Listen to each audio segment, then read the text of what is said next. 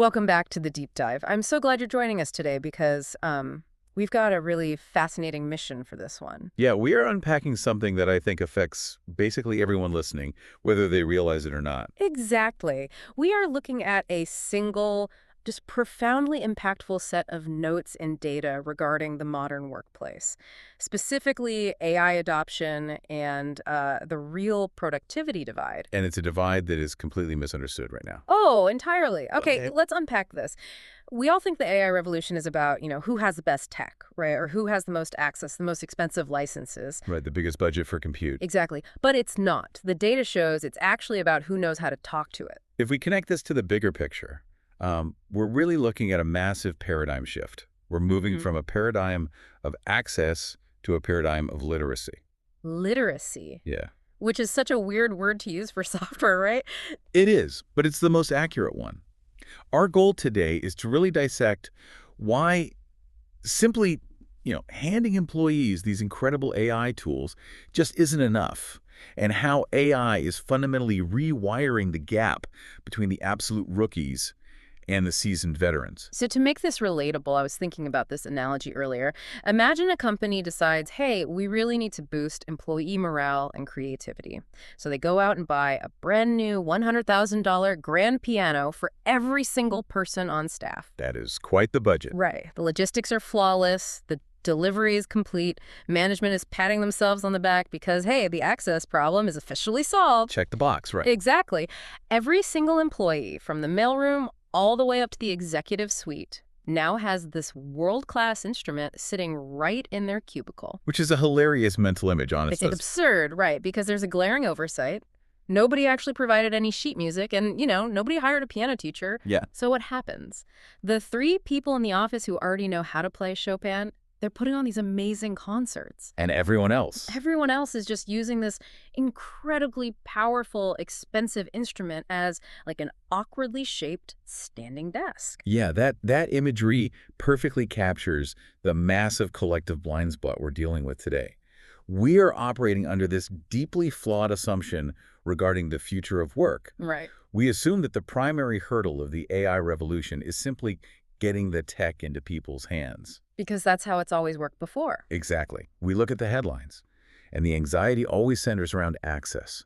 Which enterprise just bought 10,000 premium licenses? Who has the most compute power? But the research we're analyzing today, it forces a complete pivot in that narrative. Completely. The actual productivity revolution that we're living through right now, it has almost nothing to do with who has the software license. The true dividing line is exclusively about who possesses the literacy to leverage it. We are just so conditioned by previous eras of tech adoption to view everything through this lens of hardware and software deployment. Like the personal computer boom. Yes.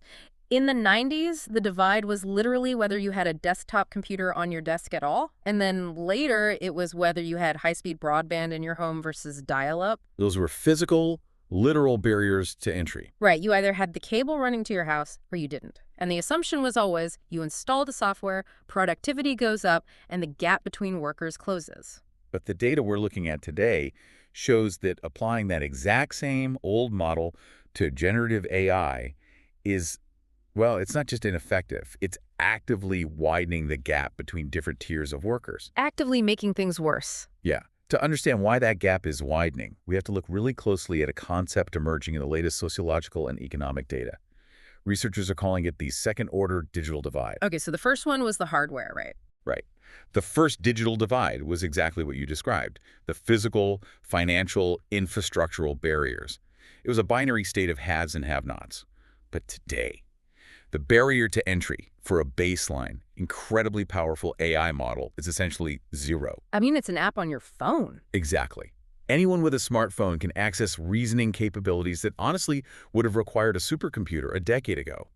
The physical access problem for the modern corporate environment is effectively solved. So what is this second-order divide then? It operates on an entirely different, much more complex axis. It's a cognitive and operational divide. Ah, okay. Because having the piano doesn't make you a musician. Precisely. And what's really striking in the data is that the second-order divide, it's tracking along very specific, deeply ingrained societal lines. Yes, it's highly correlated with socioeconomic factors. The data shows this new inequality correlating heavily with income, with education levels, geography, age. And when you think about the mechanics of how we actually interact with generative AI, it kind of makes perfect sense. Right, because of the interface. Yes. The interface is literally just a blank text box. It's intimidating. It is. It doesn't give you a menu of options. It doesn't guide you through a helpful little wizard process. It demands that you know what you want. And more importantly, it requires a foundation of critical thinking to even articulate that want. And those foundational skills are often deeply tied to those demographic factors you just mentioned. How so? Well, consider how different educational backgrounds prepare a worker for an open-ended interface like that. If a worker's education prioritized rote memorization, standardized testing, following strict linear instructions, They're going to freeze up. a blank text box is totally paralyzing. They sit there waiting for the machine to tell them what to do. Right. Conversely, if an individual's background prioritized iterative problem-solving, debate, abstract reasoning, Yeah. they immediately look at that blank text box and they see a canvas. That is such a huge distinction. It is. And furthermore, if your income level means you're working consecutive shifts just to make ends meet, you simply lack the unstructured free time required to experiment. To fail, basically. Exactly. To experiment, to fail, to learn the weird little nuances of a new digital tool. The AI might be free to access, but the time required to build literacy, that is a luxury many cannot afford. Oh, wow. I hadn't thought about it like that. But I've watched this exact dynamic play out in real life. You've seen the paralysis. Yes. Here's where it gets really interesting. You see these brilliant, highly capable people, professionals with advanced degrees who are incredible at their jobs, and they sit in front of the exact same AI tool that a power user has, and they just get entirely frustrated. And they type in something generic. Exactly. They type this fragmented, incomplete sentence into the prompt box. The AI spits out something incredibly bland and corporate sounding, and they just immediately write the whole technology off as a gimmick. They hit the piano with a closed fist. Yes. They hit it with a fist, hear a discordant noise, and decide the instrument is broken. Which brings us to, honestly, the most disruptive element of the entire AI adoption cycle, and how this lack of literacy completely upends the traditional hierarchy of experience in the workplace. A great compressor. Yes, we are seeing a phenomenon where the AI acts as a massive compressor of the gap between the absolute rookie and the seasoned expert. So what does this all mean for the people actually doing the work? This is the part of the data that actually forced me to go back and reread the entire section. It's a staggering statistic. It really is. There's this specific metric highlighted from recent workplace studies regarding management consultants. So we are talking about high-level knowledge workers here. Very high level, yes. The data shows that junior consultants, like the rookies who were given access to AI and trained on how to use it, they produced output that was rated 40% higher in quality than their baseline. 40%. 40%. In any traditional corporate setting, a 40% jump in quality isn't just an incremental improvement. That is literally the difference between an entry-level analyst and a senior project manager. We really have to unpack the mechanics of that 40% jump, because it fundamentally alters our understanding of career progression. Yeah, let's break that down. What does quality actually mean in the context of a junior consultant? It usually refers to the ability to synthesize massive amounts of unstructured data, right? Right, reading 100 PDFs. Yes. Recognizing patterns, structuring a cohesive argument, and formatting it for an executive audience. No. Historically, a rookie comes in at the absolute floor of that capability. They're slow, they miss things. They make structural mistakes. Their analysis might be a bit shallow because they just lack the reps, they lack the experience, and they spend hours just messing with the formatting of the presentation. Oh man, the formatting. Yes, Yeah. whereas the expert with 10 years of tenure, they operate near the feeling. They can glance at a spreadsheet, instantly spot the anomaly, and draft the executive summary in their head. So when you introduce the AI, it effectively acts as a floor-raising mechanism. Yes, that is the perfect way to frame it. It doesn't just make the rookie type faster. It actually provides a synthetic baseline of experience. The AI functions as a synthetic mentor. Think about it. The junior employee can feed 50 pages of background material into the context window and simply ask the model to outline the three most significant financial risks. And the AI handles the cognitive heavy lifting. It does the initial synthesis, it catches the glaring structural errors, and it elevates the rookie's baseline. Hmm. Suddenly, this junior worker is producing a first draft that looks remarkably close to what the seasoned expert produces on a normal Tuesday. But the crucial piece of this data, and this is what really struck me, is what happens to the expert. The AI does not raise the expert's ceiling by that same 40% margin. It cannot, because the expert's baseline was already so high to begin with. Right. The AI might make the senior consultant slightly faster, save them an hour here or there, but it isn't fundamentally improving the quality of their strategic insight. Yeah. Because the AI is essentially trained on the aggregate of human expertise, it regresses to the mean of very good. It's not creating new visionary genius. Exactly. So the rookie leaps upward, the expert inches forward, and the gap between them just collapses. Which means the traditional divide we have relied on since the guild systems of the Middle Ages, right? Literally, yes. This whole idea of the apprentice paying their dues for a decade to become the master, that is becoming completely obsolete in knowledge work. The new divide is no longer skilled versus unskilled. It's simply who knows how to use the tool well enough to alter their own trajectory. But wait, let's go back to those brilliant people who hit the piano with a fist and give up. Yes, the ones who get frustrated. If raising your output by 40% is actually possible, why are so many capable professionals failing to achieve it? The research identifies a very specific operational failure here. It isn't a lack of intelligence, and it certainly isn't a lack of domain expertise. So what is it? It is a fundamental misunderstanding of what the tool actually is. We have all been trained by over 2 decades of interacting with traditional search engines. Right, the Google mindset. Exactly. When we want information, we type these fragmented caveman-style keywords, Flight Chicago Tuesday cheap, or Q3 earnings report template. We treat the computer like an index card retrieval system. And that works perfectly for Google. Right, because that's what it is. Yes, a search engine is a deterministic information retrieval system. It matches your keywords to an index of links. But an AI model, particularly a large language model, is not a search engine. No, it's a reasoning engine. Exactly. It operates by mapping semantic relationships across this vast multidimensional space to predict the most logical sequence of tokens based on the context it's given. So if you treat a reasoning engine like a search engine, If you give it 5 words of fragmented context, it has literally nothing to reason with. So it defaults to the most generic, probabilistically safe, boring output. this is where we really need to elevate our understanding of what literacy actually looks like in practice. Because it's not just, knowing how to ask in some vague sense. It is understanding the actual technical limitations and capabilities of the platform. We are talking about concepts like managing the context window. Right. If a user doesn't understand that the AI needs the background, the constraints, the target audience, the desired tone, all explicitly defined within that context window, they will never get beyond those generic outputs. The shift from search engine behavior to reasoning engine literacy involves very specific techniques. For instance, the transition from zero-shot prompting to few-shot prompting. Tell them about zero-shot prompting. A zero-shot prompt is asking the AI to do something cold with 0 examples. You just type, write a marketing email. And the output is usually terrible. That's awful. It sounds like a robot wrote it. Right. Literacy is knowing that you need to provide few-shot prompting. That means giving the model 3 examples of previous marketing emails that performed really well so it can align its probabilistic generation with your specific brand voice and structure. Or utilizing chain of thought reasoning, which I love. Like if I ask a complex logic or math question, the AI might hallucinate an answer and just get it totally wrong. It happens all the time. But if my prompt includes the phrase, think through this step by step before answering, I am literally forcing the reasoning engine to expose its semantic pathways, which drastically reduces errors. And that isn't just typing. That is a distinct high-level professional skill. That is the sheet music. That is the sheet music. And that is exactly what the data implies when it talks about the second-order divide.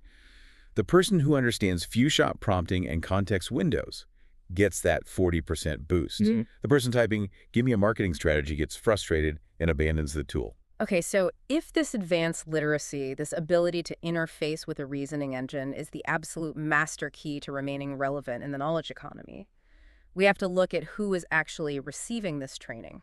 This is where the story gets pretty dark. It does. And this brings us to a massive structural problem highlighted in the research. I was looking at the demographic breakdowns from that May 2026 EU report. It's titled The AI Adoption Divide: Who Benefits, Who Doesn't, and What It Means for Workers. The divergence across different sectors in that report is staggering. It really is. I mean, the numbers are stark. 75% of workers in computing and advanced knowledge work roles are actively retraining or receiving institutional support to build AI literacy. 75%. That's a massive majority. But then you look at the front lines. You look at administration, physical production, logistics, food service. In those sectors, the retraining rate drops to under a third. It's like 33%. What's fascinating here is that the sector breakdown is perhaps the most alarming data point in the entire analysis, because it illustrates exactly how the second-order divide is manifesting at a macroeconomic level. The knowledge workers are sprinting ahead. They are building these new cognitive muscles every single day, while the frontline workers are entirely left out of the revolution. But why? Well, this divergence exposes a profound strategic failure on the part of organizational leadership. There is this pervasive assumption in corporate management that technology adoption happens organically. The idea that if you build it, they will come. Right. They assume that if a tool is demonstrably useful, the workforce will naturally just gravitate toward it and integrate it into their daily routines. But the operational reality of frontline work contradicts this entirely. Right, because their jobs look nothing like a consultant's job. The source makes a blunt assessment here. In their current configuration, generative AI tools add almost zero value to the majority of frontline roles. Now, that sounds completely counterintuitive given everything we just discussed about 40% quality boosts. How can something so incredibly powerful be entirely useless to a third of the workforce? Because we have to analyze the actual mechanics of frontline workflows. That 40% boost applies to roles focused on information synthesis, document drafting, strategic planning, desk work, basically. Right. But consider the day-to-day reality of a worker on a manufacturing production line. They are operating physical machinery, often legacy systems that rely on programmable logic controllers from the late 90s. They're not writing emails. No. Their workflow is highly constrained, it's physical, and it is strictly regulated by safety protocols. Handing that worker a generative AI app on an iPad does absolutely nothing to help them calibrate the robotic arm faster. Or move the physical pallets more efficiently. Exactly. Or think about the retail sector. The core friction of a retail worker's day isn't a lack of information synthesis, it's emotional labor. Dealing with people. Right. It's dealing with an angry customer who is screaming about a return policy in a physical store. An AI model cannot de-escalate a physical confrontation, nor can it restock the shelves. Exactly. And even in frontline administrative roles, like healthcare patient intake, the barriers are structural. Oh, healthcare is a great example. A clinic coordinator might spend their entire day manually transferring data from handwritten forms into a legacy electronic health record system. Yes, the dreaded EHR. Giving them access to a chatbot doesn't speed up that manual data entry. In fact, if they have to pause their data entry to turn around and ask the AI a question, it actually slows down their throughput. It's just another tab open on their computer. Exactly. This points to a massive operational blind spot. Companies are attempting to graft a cutting-edge cognitive tool onto workflows that haven't fundamentally changed in 30 years. And that's why the research highlights that to close this specific divide, organizations cannot simply mandate AI usage and expect productivity metrics to magically rise. What do they have to do? They face a much more daunting task. They actually have to engage in the complete architectural redesign of frontline roles. Wow. To make AI useful to that patient intake coordinator, the clinic must overhaul the entire workflow.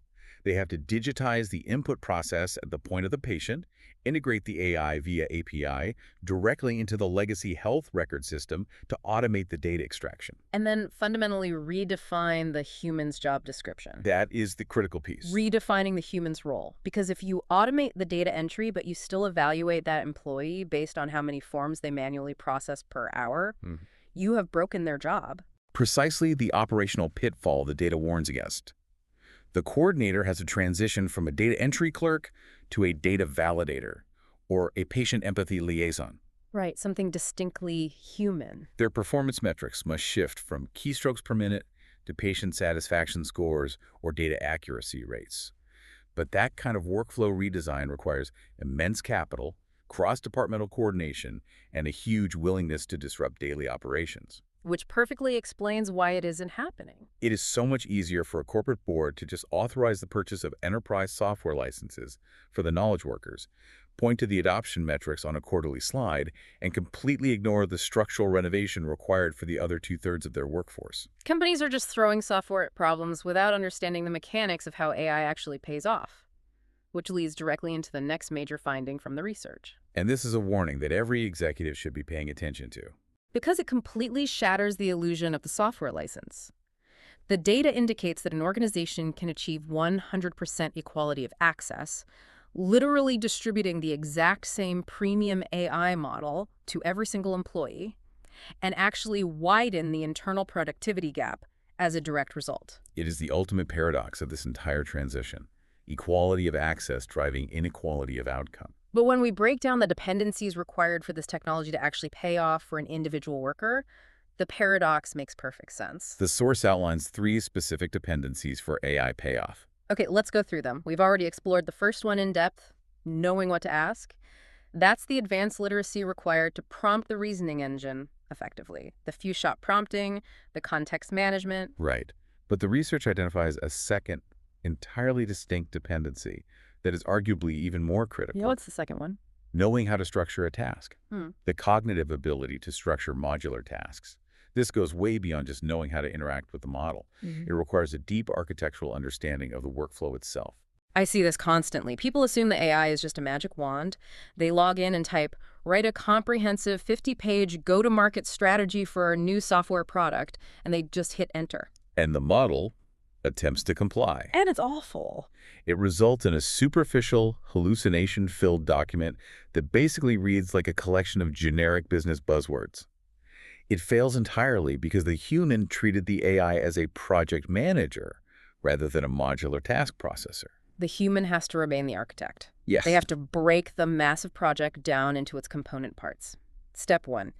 Analyze this specific set of competitor pricing data and identify the gaps. Perfect. Then step 2.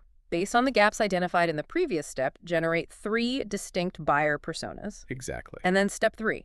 Draft a specific email sequence targeting the pain points of persona A. That modular structuring requires profound domain expertise and logical sequencing. The AI cannot break the project down for you if you don't understand the necessary steps to achieve the final outcome yourself. The worker who lacks the ability to modularize their workflow will never extract the compounding value of the tool, regardless of how advanced the model becomes. It's like having a brilliant film crew at your disposal. Oh, that's a good analogy. You have the best cameras, the best lighting, the best editors. But if you, as the director, don't provide a storyboard, they're just going to shoot random footage. You still have to provide the vision and the sequence. That analogy perfectly illustrates the dynamic. The AI is the execution engine. The human must be the strategic sequencer. But even if an employee masters advanced prompting, and even if they possess the logical capacity to structure those modular tasks, the research points to a third dependency. And this acts as the ultimate bottleneck. Yes, this third factor determines whether the first 2 are ever actually utilized, and this is where the entire system breaks down for the average worker. Because the payoff of AI literacy is entirely dependent on organizational culture. Specifically, being in a job that actually rewards or at least tolerates experimentation. I really want you, listening to this, to think about your own job for a second. If you identify a repetitive task that takes you 2 hours every day, and you decide to spend 4 hours on a Tuesday experimenting with AI prompts, chaining different tools together, trying to build an automated workflow. You are going to experience failure. Oh, absolutely. You will go down dead ends. You will generate bad outputs. You might spend those 4 hours and have absolutely nothing usable to show for it by 5 o'clock. And how does traditional management react to that? That's the question. If you spend those 3 or 4 hours experimenting, will your boss praise your innovation, or will they penalize you for not doing it the old, reliable way? Legacy management structures, particularly in these highly optimized corporate environments, are built entirely around linear, predictable productivity metrics. Right. Utilization rates, billable hours. Daily output. If an employee spends 4 hours failing to build an automation, traditional metrics flag that as wasted time. The manager doesn't see the learning curve. They just see that the daily report wasn't filed on time. So if the organizational culture penalizes that period of low output experimentation, what does the worker do? They stop experimenting The rational response for the worker is to abandon the AI entirely and revert to the manual legacy process. because it's safe. They will choose the safe, predictable 2-hour manual task over the risk of being reprimanded for experimenting. The AI requires a period where an employee might produce zero output, while they architect a system that will eventually produce a tenfold increase in output. But if leadership demands immediate traditional results, They actively suppress the adoption they claim to want. this creates such a massive friction point. We have established that unlocking that 40% quality boost requires learning complex prompting, mastering modular task structuring, and enduring a really messy period of trial and error. And yet, organizational strategy overwhelmingly relies on just buying the software license and assuming the rest will sort itself out. Distributing licenses is a superficial fix. It is an IT solution to what is fundamentally a human resources operational design problem. The barriers we are discussing, teaching cognitive frameworks, restructuring legacy workflows, and fundamentally altering managerial performance metrics to allow for psychological safety, those are deep, messy challenges. A software license cannot solve a cultural deficit. Exactly. Which brings us to a concept in the research that I think perfectly crystallizes this entire dynamic. The analysis points to the reality that, quote, access is easy, literacy is slow, human work. Slow human work. Yeah. It's a profound phrase It really is. because it highlights the friction between the pace of technological advancement and the biological reality of human learning. It begs the ultimate question. If the data is so clear that this slow human work is the only path to actual ROI, why is it almost universally skipped by modern organizations? This raises an important question about corporate budgeting behavior. We really have to analyze the psychology of capital allocation and the metrics by which executive leadership is judged. Because buying software is easy. Buying a block of enterprise software licenses is a frictionless transaction. It is a clean line item on a budget. It's a capital expenditure that could be executed in a single afternoon. Right. A CFO signs the approval, IT provisions the accounts, and instantly leadership can report to the board of directors that 100% of their workforce is now AI enabled. It provides the immediate, measurable illusion of progress. It looks fantastic to shareholders. We deployed next-generation AI across our global footprint this quarter. It satisfies the legacy spreadsheet logic of modern business. But consider the alternative, the slow human work. How do you budget for sitting with an employee for 3 hours while they struggle through the frustration of modularizing a task? You can't. How do you quantify the ROI of a mentorship session where the only immediate outcome is that the employee learned how to fail slightly better at prompting? You can't put that on a quarterly slide. It's totally invisible work. It is entirely invisible to traditional metrics. Building cognitive literacy requires dedicated mentorship, a tolerance for decreased short-term output, and immense patience. Which budgets hate. Exactly. It's an operational expense that looks like inefficiency on a spreadsheet. Because the return on investment for literacy is delayed and difficult to quantify in the immediate term, it is the exact type of initiative that corporate budgets consistently skip over because it's messy. We are witnessing a scenario where companies are optimizing for the superficial metrics that look good today while entirely neglecting the foundational human development that will determine whether they even survive the next decade of disruption. And that reality shifts the burden of adaptation entirely. If the organization is structurally incapable of investing in the slow human work, the responsibility for crossing the second-order digital divide falls squarely on the individual. Which brings this entire analysis directly back to you listening right now. How is your company promoting adoption? Are they just handing you a login, dropping the grand piano in your workspace, and expecting you to suddenly produce a symphony? Or are they teaching you a new language? Are they actively investing the time, the budget, and the patience to teach you the sheet music? Are they adjusting your KPIs to give you the psychological safety to experiment? Or are they still demanding linear output while just vaguely demanding innovation? If the answer is that they are only providing the access, then you must recognize that your future trajectory depends entirely on your own initiative to build that literacy. You have to become your own architect. We have navigated an immense amount of complex data today. I mean, we started by dismantling the prevailing myth that the AI revolution is constrained by access, exposing the reality of the second-order digital divide. A divide based entirely on cognitive literacy and operational frameworks. We examine the mechanics of the Great Compressor, detailing how AI acts as a synthetic mentor, elevating the baseline of junior workers, and really radically disrupting our traditional definitions of skilled progression.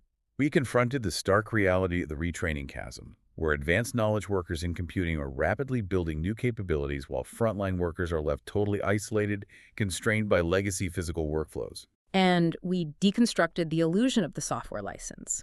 We identified the true dependencies of value creation, the shift from search to reasoning, the mastery of modular task architecture, and the absolute necessity of a culture that absorbs the friction of experimentation.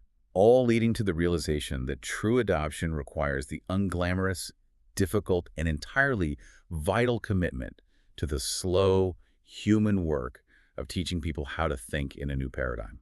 It's a lot to process, but as we wrap up, I know there's a final implication here that we haven't touched on yet. Yes. There was a final, broader implication of this data that really warrants deep consideration. It builds on the text idea of AI compressing the rookie-expert gap. Okay, lay it on us. We discussed how the AI acts as a synthetic mentor, right? Compressing the gap between the rookie and the expert by commoditizing the synthesis of information and the structuring of basic arguments. Well, if an AI tool allows a junior employee to produce expert-level work simply because they know how to prompt the tool, we are forced to ask a profoundly uncomfortable question about the future economy. What happens to the definition of expertise a decade from now? Wow. That is the existential question for knowledge workers. It is. If the vast repository of traditional domain knowledge, the decades spent memorizing precedents, understanding nuanced mechanics, synthesizing historical data, if all of that is instantly accessible and applicable via a reasoning engine, does that traditional knowledge lose its premium value entirely? Will the traditional markers of expertise be replaced by the universal metaskill of simply knowing how to interrogate an AI? Exactly. If the AI holds all the answers and can synthesize them perfectly, does the only remaining economic value in the human workforce lie entirely in our ability to ask the right questions? If the machine holds the answers, the only value is knowing how to ask. That is a paradigm shift that changes the trajectory of every single career on Earth.